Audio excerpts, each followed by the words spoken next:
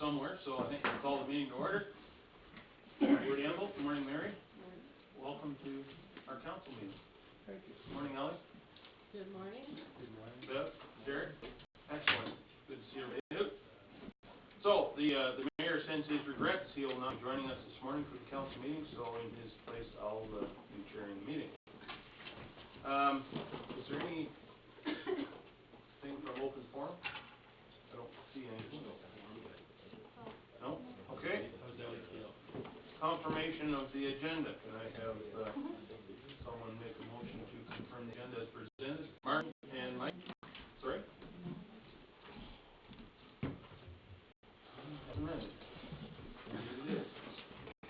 Regardless, we have a mover and a seconder. Any discussion? All those in favor? That's carried. The electronic voting is working this morning, so that's good. Is there any declaration of pecuniary interest regarding any item on the agenda? Seeing none, if one should arise during the course of the meeting, feel free to declare at that time. Delegations and presentations. We have, I presume, Ellie here from the Seniors Advisory Committee. Right. Welcome, Ellie. Come on up to the podium, and the floor is yours.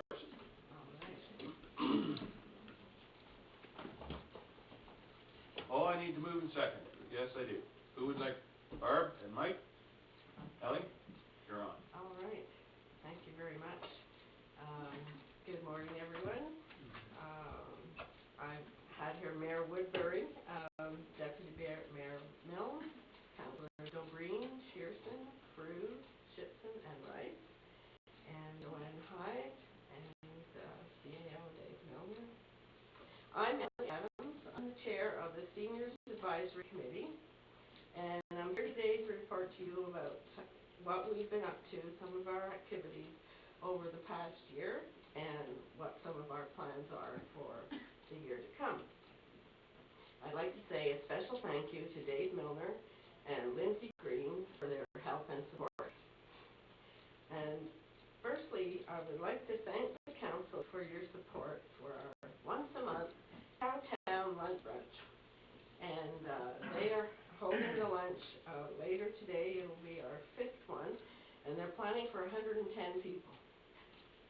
It has grown from 63 last May to 110 that's expected today. It's pretty good success. It takes at least 15 to 20 volunteers to put on this lunch. And I think you know it's being held at the Egremont Optimist Center in Holstein.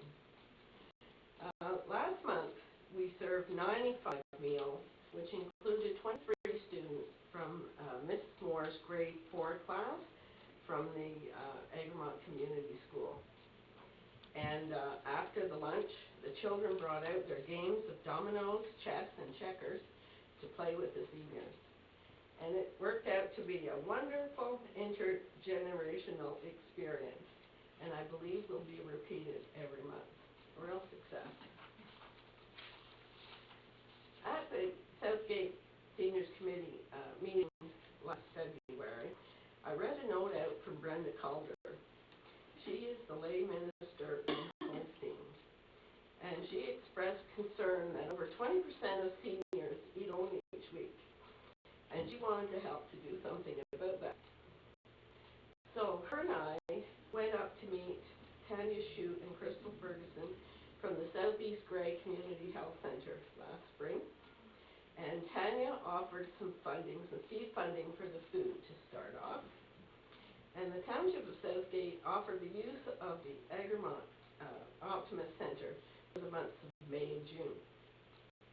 And Tanya also directed Brenda to Community Housing Grace Cruz, who provided further funding for Brenda, and she is able to operate up until June 2020. Although the meal is offered free, donations are gladly accepted. The donations are covering almost all of the food costs, so this gives Brenda some encouragement to have confidence to be able to continue. I wanted to mention that she is the person responsible for the project, and we are here to support her and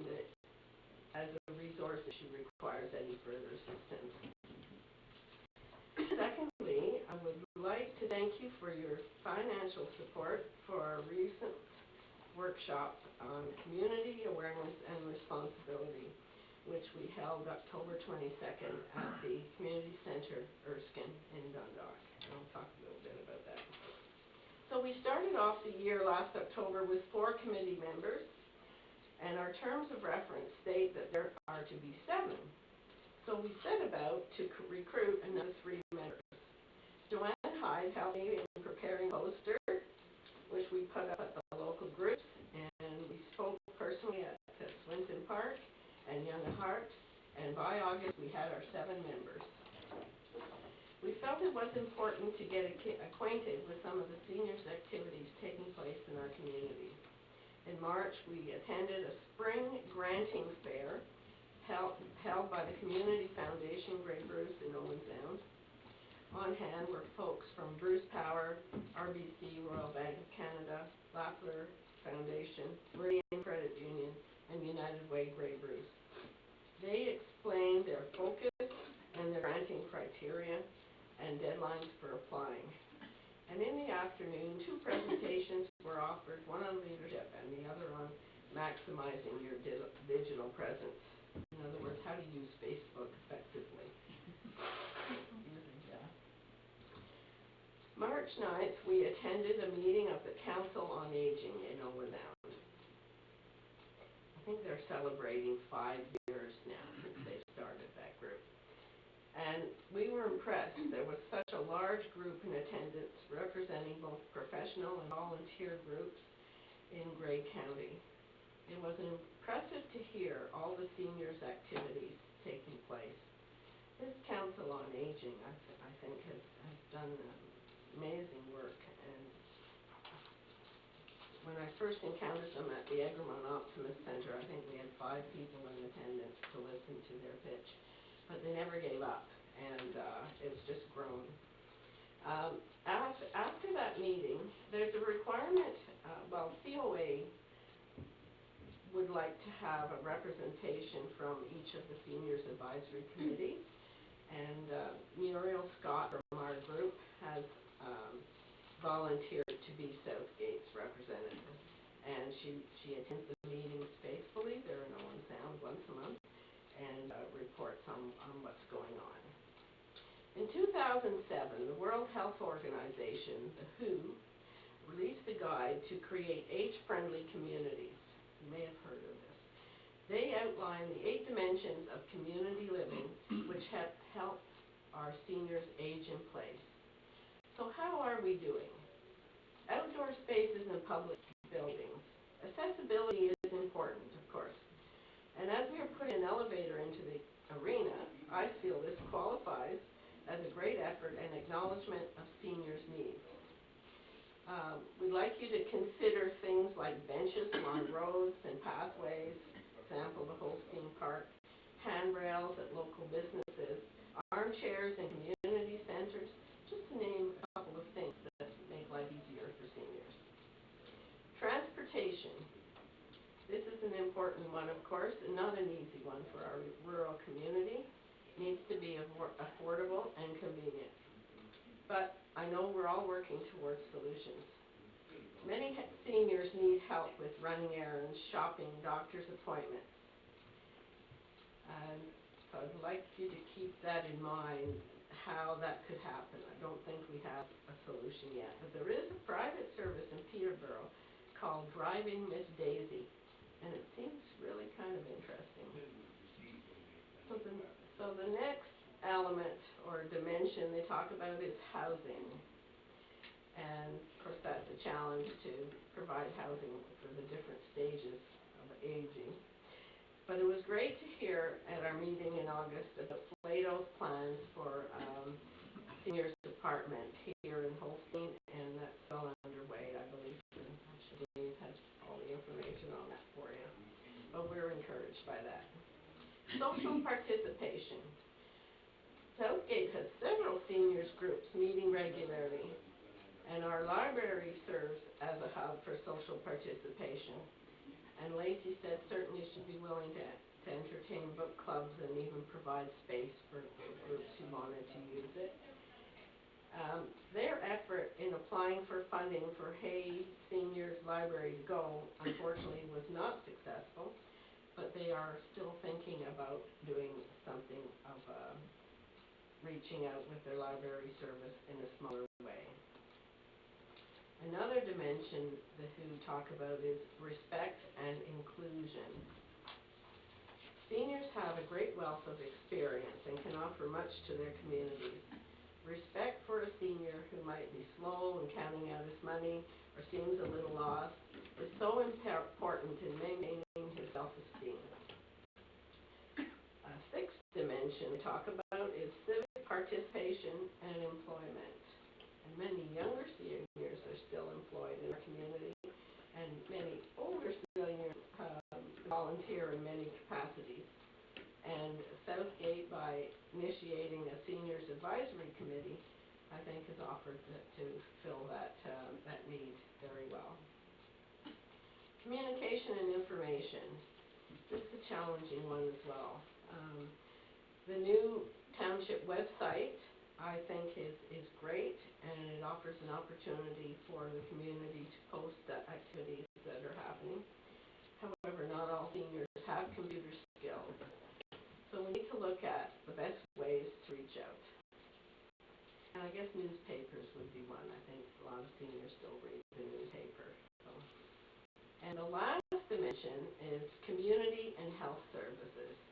And the partnering that Southgate has done with the Southeast Grey Community Health Centre, I find really impressive. They are such an amazing group. They reach out to the community in ways that you wouldn't think, and I don't think many other communities have that resource available to them. So how have we scored? I think we've scored extremely well, in my opinion, and I believe Southgate Council is aware of seniors' issues and continues to include seniors in their thinking and planning. I'm just going to blow my nose. I've got this terrible cold. Okay. Okay. Last April, Barbara and Muriel, two of our members, attended a presentation at the Active Lifestyle Center in Owen Sound, and they celebrated 10 years this year, and they've renewed their lease on that building for another 10 years.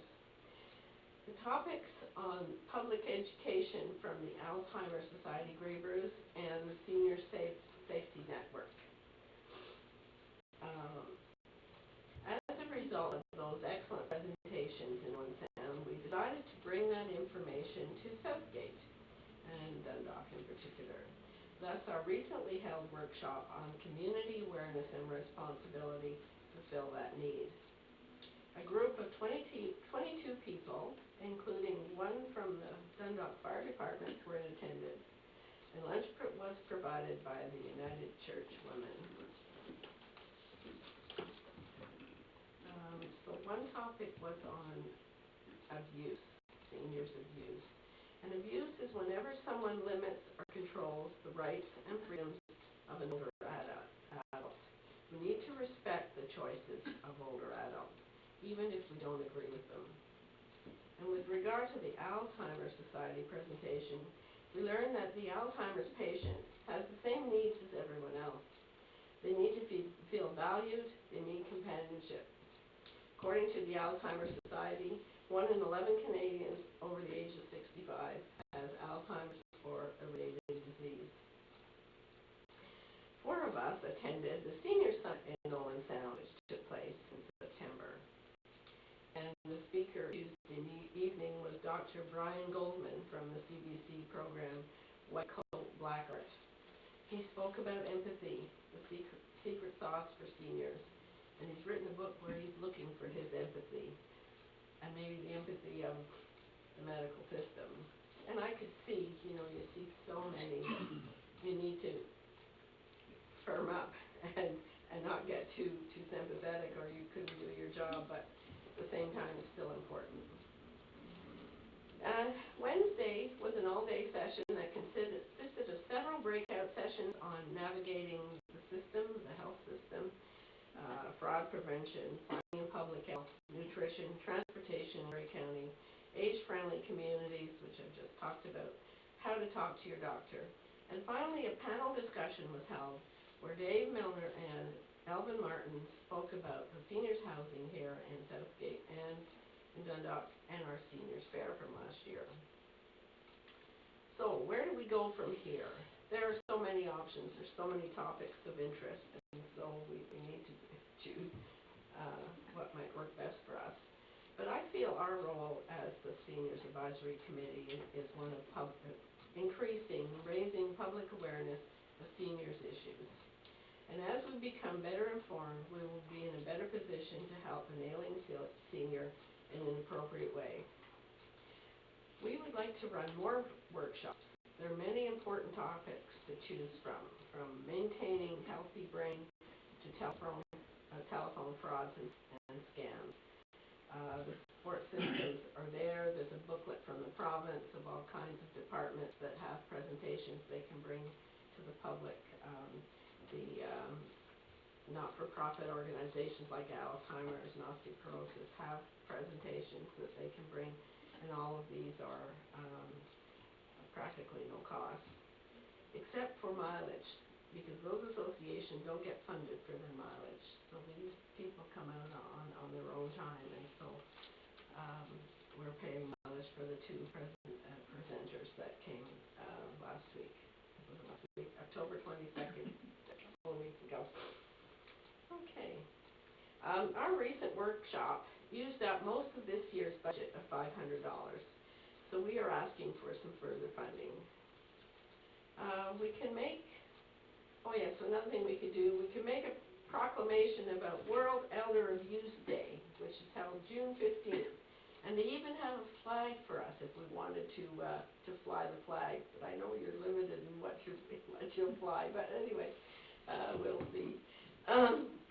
So funds are in the works for another seniors health fair for September 2020. Seems like a good time of year. And might even call it an active living health fair. We'll see. Positive terms. We will partner with the Grey Highlands Seniors Advisory Committee. Their chair is Elvin Martin.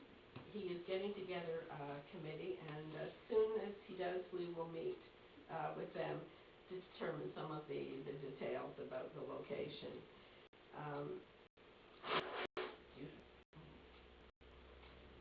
We will also partner with the Southeast Grey Community Health Center and Tanya Shute, and they were instrumental in helping us get our last seniors fair off the ground. They provided a lot of blood work, they collected prizes and donations, they stuffed the handout bags, they offered some booth space and activities. Last year we held a fair at the Egremont Community Center, and it was just so well attended. It was such a huge success. People in Grey County all have heard about it.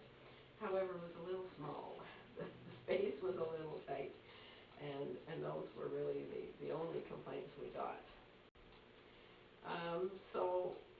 I do believe that further funding for our upcoming health fair in 2020 will not be a problem. And although community foundation groups say they do not fund an activity more than once, in a note of congratulations from Wendy Batchu last March, she firmly stated that as a result of having such favorable feedback for our hosting fair, that we could apply again for funding for another one. And we had asked for $3,000 to help us get started.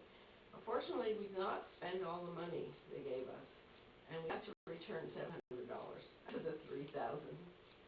That was unfortunate. We should have planned better, Dave. Didn't know. Dave Milner has agreed to sponsor an application from the Southgate Seniors Advisory Committee for funding for the 2020 fair, and that closing date is April 15th, so we have a little bit of time to get. And then our partner with Southeast Grey Community Health Center is important. Like I said, they provide a lot of the legwork. And another important thing is that the older adult Elder Adult Centers Association of Ontario. They fund senior spares, and they fund over 70 of them across the province. And but you have to be a member to be able to apply for funding from them. And CHC, Southeast Grey, are members. So Tanya took upon herself to apply for funding, and we got a further $2,500 because it was a first-time fair. So the next time around, it would be $2,000. And she has agreed to partner with us and apply for funding. So with $5,000, we should be able to put on a nice event, don't you think? Yeah. The feedback forms suggested that we provide information from various other associations or services, and we did have this in mind, and we had to turn down some people. There just wasn't enough space at the Optimist Center.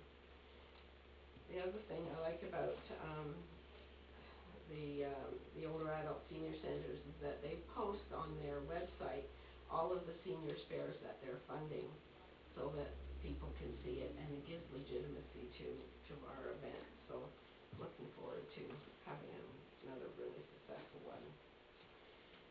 Premier Ford last week stated that the province would be investing $14.1 million to support more than 300 active senior center programs. There we go. So money headed towards our seniors activities. So I'd like to thank you for your time, and I trust you have a little picture of what we have been doing in the last year. Does anyone have any questions? Thanks, Ellie. It sounds like your group's been flying along, engaging well, and working hard. Any questions from council?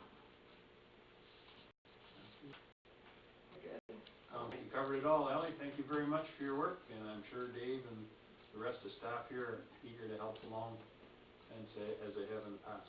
Thank you. Thank you. So, the motion is to receive Ellie's presentation. Any discussion? All those in favor? That's carried. Thank you. Next is adoption of the minutes. Someone like to move the adoption of those minutes? Barb? Second by Martin. Any discussion? All those in favor? That's carried. Reports of municipal officers. Chief Building Official Bev Fisher. Good morning, Bev. Good morning. You have a report there regarding the delegation of conditional permit. The motion is there. Would someone care to move that? Jim, seconded by Jason. You're on.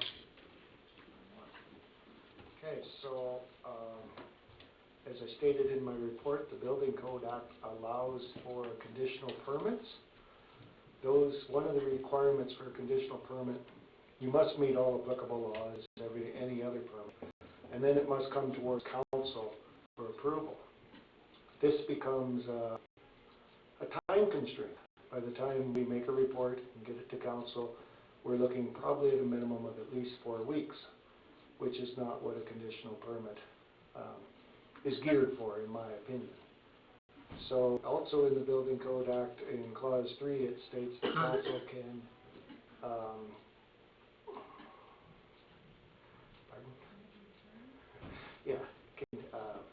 assign the authority to the chief building official. So this is report asking that you sign that authority over to the chief building official in order for him or her to issue conditional permits, which will still meet all the requirements of the building code and the applicable laws. Okay, thank you, Bev. Is there any questions from council? Martin? Morning, Beth. Morning. I mentioned 4 weeks time frame. Is that going to quicken it up? It's going to really streamline the system in some cases? I'm thinking it should be less than a week or approximately a week. When people come to me with conditional permits, to be honest, it's usually this time of year and they want to get a foundation in the ground and get it sewn up before the weather turns bad. Thank you. Anything else? Okay, I'll call the question. All those in favor? That is carried. Thank you, Doug. Next is reports from the clerk, Joanne Hyde. First is CL 2019-041, Committee of Adjustment Appointments. Joanne. Oh, wait, we need a motion to Martin, seconded by Mike. Joanne, you're on, please. Through the chair to members of council, so this report, the Planning Act states that when a committee of adjustment is comprised of members of council, the appointments need to be made each year. So that's why this report is coming now, that we're set up for the January 1st start date. I've spoken to some members of council who have expressed an interest in seeing either an alternate or a member, and if anybody, this is the time to have that discussion if you have that interest in it. We can talk about what kind of that commitment is. The terms of reference are also attached on here, and then we'll make those appointments in the bylaw just following the report. Thanks, Joanne. Maybe as a starting point, who is currently on the Committee of Adjustment? So currently we have Member Woodbury, Member Milne, and Member Dubreen, and we have Member Rice and Member Shearson as the alternates. Okay, thank you. Any discussion on, well, first of all, maybe I'll ask the current members, are they interested in staying on? Councillor Dubreen? Certainly, I would be happy to stay on if there was a need. I have given actually this some thought. I would encourage other members of council, especially some of our new members, to, if they have the time and can make the Wednesday morning meetings, that perhaps it would be a really good experience for them to learn about minor variances and that aspect of the Planning Act. So, depending on the outcome of the discussion, I'm not sure if your schedule, Brian, is difficult sometime for you to get there as well. You have a commitment Wednesday mornings, don't you? Sometimes? Sometimes. Yeah. So I'm willing to be open, and I can certainly step back as an alternate to fill in when required if there's interest to other members. Okay. And I haven't spoken to John about this, whether he's, Joanne? The church members of council, so I have spoken to Member Woodbury about it, and his recommendation was that either he or the deputy mayor be a member on that committee as well. So I have spoken with Councillor Shipston, he's expressed an interest. I believe Councillor Fruit has expressed an interest, and I haven't spoken to any of the alternates yet, but if you have an interest, Councillor Shipston, maybe? I would just, not an alternate, but if you have more interest, I would rather, it's hard for me to get a Wednesday off. It's not the Wednesday of the month, it's my normal Wednesday off, so when it works out that it's council, then it's my day off, but if it's not council, then I gotta plan another day around work, so.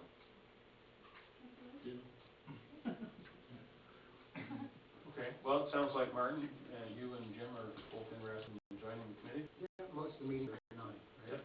So Yep. 11 or 9:30 or 10 after 9. Yep. Depending on how many questions are asked, that's right. No, that's fine. Okay, well, it sounds like Mayor Woodbury is interested in staying on, so I'm happy to stay on as an alternate if that is what's needed, so, go ahead. So through the chair and members of council, so my suggestion would be appointing Member Woodbury, Member Shipston, and Member Fruit as members of the committee, and Member Milne and Member Dubreen as alternates. Is that Councillor Fruit? Any further discussion? So we'll take that up in the bylaw with those appointments. Okay. So, any further discussion on the motion in front of us, the report? All those in favor? That's carried. Now we have the bylaw regarding the Committee of Adjustment appointments, bylaw number 2019-156. Would someone care to move that? Mike, second by Jason. Is this where we insert the names, Madam Clerk? Sure, through the chair, I will be putting in Member Woodbury, Member Shipston, Member Fruit, and alternates Member Milne and Member Dubreen. Okay, any further discussion on that? Call the question, all those in favor? That's carried. Thank you. Madam Clerk, you have another report, CL 2019-046, records retention bylaw mandated updates.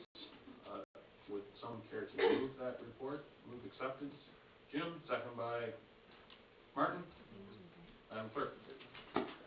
Through the chair to members of council, so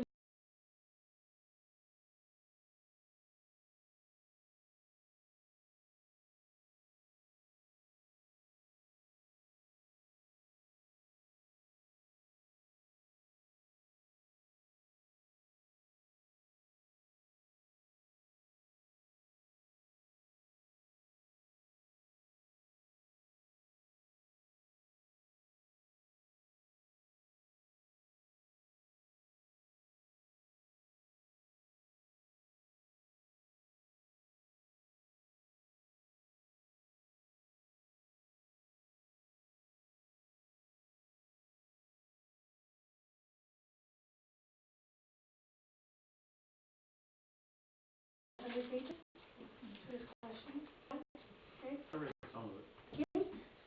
I had to read all of it. So, this year there is a change with regards to the way that the manual looks. It is a lot cleaner, it's a little bit easier to read. One of the major changes that was done was taking out the 00 classifications, and what that means is whenever we have information where we don't know where to put it, we just put it into our 00 file. Which is not good. That's what these kind of working groups have decided, is that it is not working because it really needs to have our attention somewhere. All information needs to be somewhere. So our electronic data records management system, which we use as FileHold, is our EDRMS that we use in conjunction with eScribe, our website, and our records retention bylaw. So once the records retention bylaw is passed, the EDRMS will be updated and it'll be ready to go for January. There still are some clinical files that we want to do. We're transferring the files.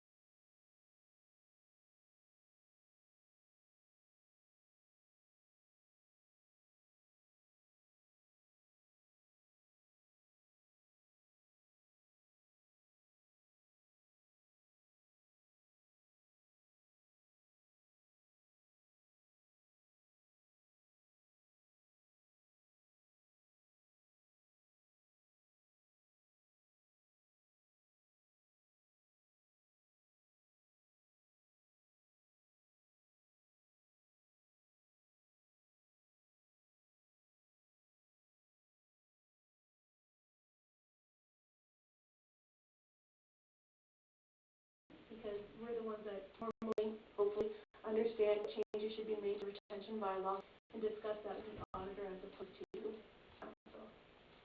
Any questions? Any discussion on that? Martin? Madam Clerk, when I was reading this tome that you sent, it goes from half a year to 15 for water files. I can see the reasoning for the water issues, why I'm keeping them that long. And you just did mention that you're going to talk to the heads about keeping them.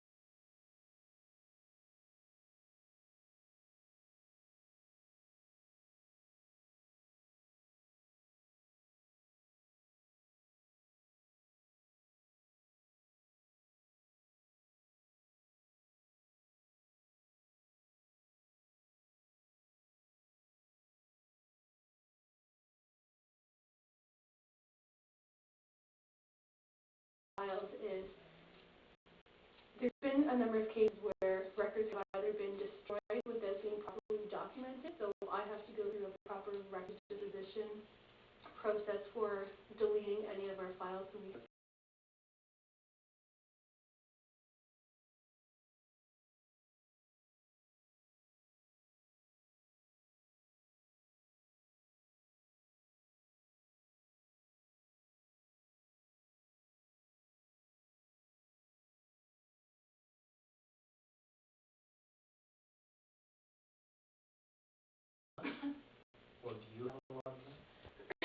So, to the mayor, to members of the council, yes and no. So the difference between active and inactive records is pretty much definition based. So when you're looking at an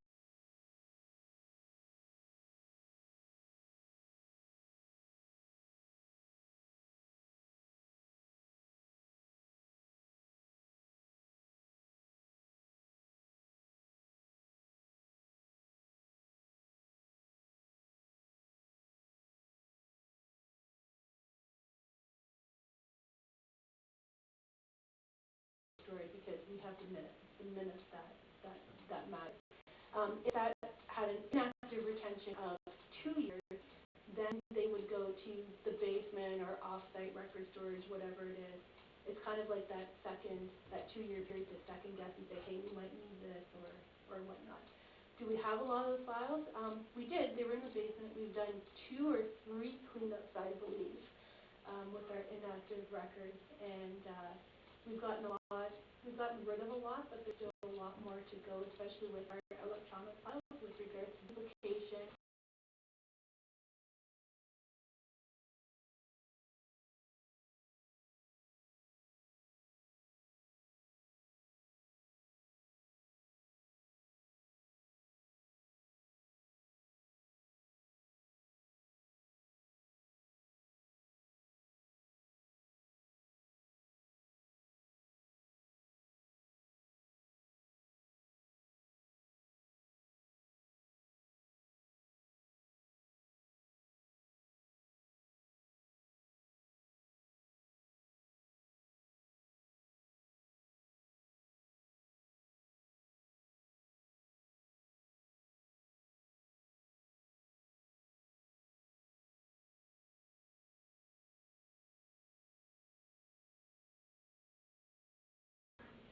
sometimes years.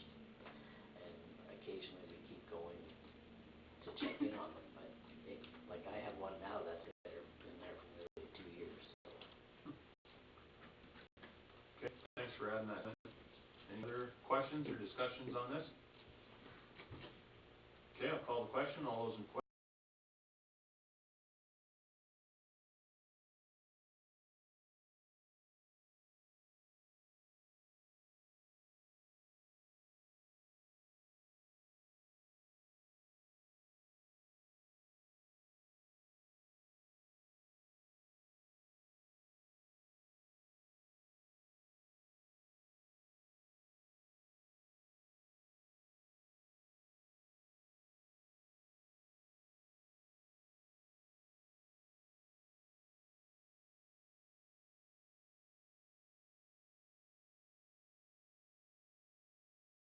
Call the question. All those in favor?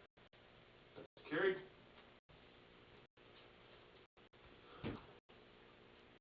I see the fire chief sitting back there. Did you have order of business? No, I'm just waiting for the capital budget, and I saw that was on the agenda. We're taking care of that today too, are we not? Capital and operating budget. I understood we're just revising the timeline. Are we actually having debate on the capital budget?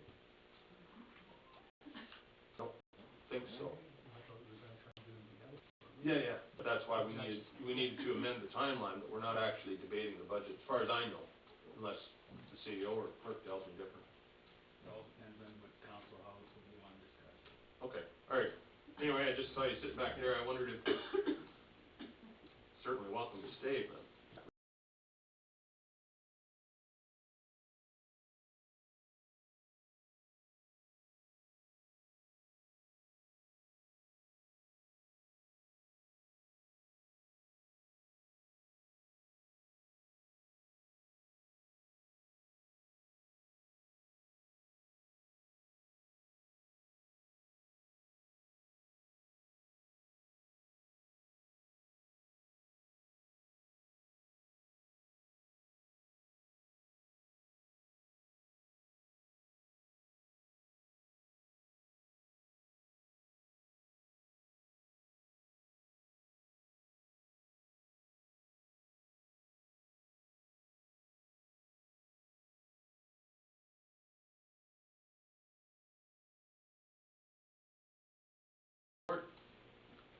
Call the question. All those in favor? That's carried. Moving on to the bylaw regarding the same site plan amendment, 2019-159, Misty Meadows Market. Clint, do you have anything to add? No. Oh, I need a mover and seconder. Sorry, Barb, seconded by Martin. Clint, you had nothing else to add? Okay. Barb, go ahead. Through the chair, I was asked by, Mr. Martin if he'll be notified. I think there's he was saying there's a 30-day window of the appeal period,